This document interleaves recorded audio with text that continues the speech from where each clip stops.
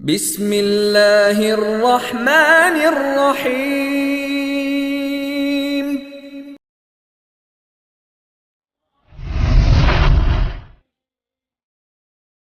ان الحمد لله نحمده ونستعينه ونستغفره ونعوذ بالله من شرور انفسنا ومن سيئات اعمالنا، من يهده الله فلا مضل له ومن يضلل فلا هادي له، واشهد ان لا اله الا الله وحده لا شريك له، واشهد ان محمدا عبده ورسوله. يا ايها الذين امنوا اتقوا الله حق تقاته ولا تموتن الا وانتم مسلمون. يا ايها الناس اتقوا ربكم الذي خلقكم من نفس واحده وخلق منها زوجها وبث منهما رجالا كثيرا ونساء، واتقوا الله الذي تساءلون به والأرحام إن الله كان عليكم رقيبا. يا أيها الذين آمنوا اتقوا الله وقولوا قولا سديدا يصلح لكم أعمالكم ويغفر لكم ذنوبكم، ومن يطع الله ورسوله فقد فاز فوزا عظيما. أما بعد، فإن خير الحديث كتاب الله، وخير الهدي هدي محمد صلى الله عليه وسلم، وشر الأمور محدثاتها، وكل محدثة بدعة، وكل بدعة ضلالة، وكل ضلالة في النار. أعوذ بالله السميع العليم من الشيطان الرجيم من همزه ونفخه ونفسه. ألم يجدك يتيما فآوى ووجدك ضالا فهدى ووجدك عائلا فأغنى فأما اليتيم فلا تقهر وأما السائل فلا تنهر وأما بنعمة ربك فحدث.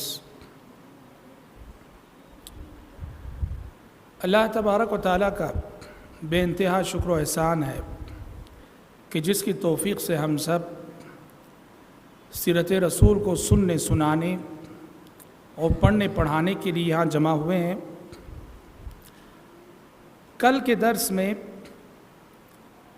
ہم نے نبی کریم صلی اللہ علیہ وسلم کی ولادت سے پہلے عرب کا جو ماحول تھا، عرب کے جو حالات تھے، اس پر مختصراً روشنی ڈالی تھی. اور آج کے درس میں نبی کریم صلی اللہ علیہ وسلم کی پیدائش اور پیدائش کے بعد کے حالات پر انشاءاللہ تعالی روشنی ڈالی جائے گی.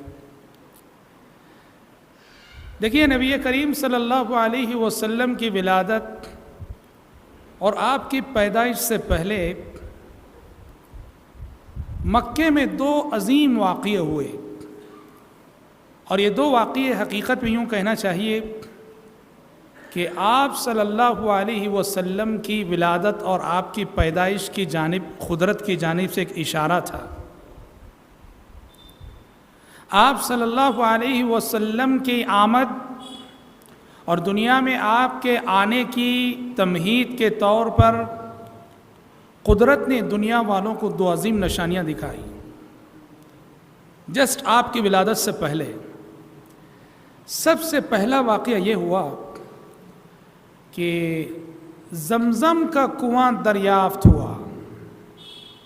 آب زمزم حضرت ابراہیم علیہ السلام کے زمانے تک اس کی تاریخ لوٹتی ہے.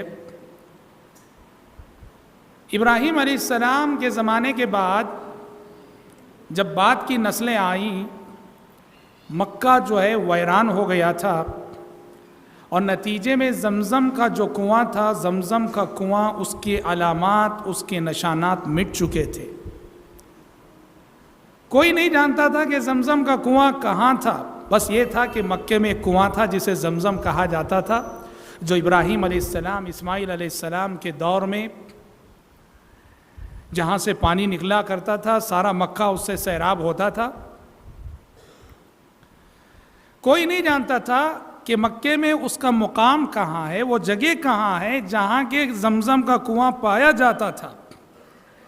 پیارے نبی کی ولادت اور آپ کی پیدائش جیسے قریب ہوئی، قدرت نے یہ انتظام فرمایا کہ زمزم کا کنواں مکے والوں نے دریافت کر لیا. کیسے دریافت کیا؟ دریافت اس طرح سے ہوا کہ نبی کریم صلی اللہ علیہ وسلم کے جد امجد اور آپ کے دادا عبد المطلب کو اللہ تعالیٰ نے خواب دکھایا، اور خواب میں انہیں وہ جگہ بتائی گئی جہاں کے زمزم کا کنواں پایا جاتا ہے۔